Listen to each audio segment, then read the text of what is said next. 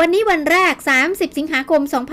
2568 พายุเคลื่อนเข้าใกล้ชายฝั่งด้านหน้าของพายุจะมีกำลังแรง มีลมพัดแรง มีฝนตกหนักบริเวณภาคตะวันออกเฉียงเหนือด่านแรก เริ่มมีฝนตั้งแต่ช่วงเช้าจนถึงช่วงค่ำ พายุจะเคลื่อนขึ้นฝั่งในช่วงค่ำวันนี้ 30 สิงหาคม และเคลื่อนเข้าปกคลุมบริเวณภาคตะวันออกเฉียงเหนือด่านแรก รอบนี้มีฝนตกหนักถึงหนัก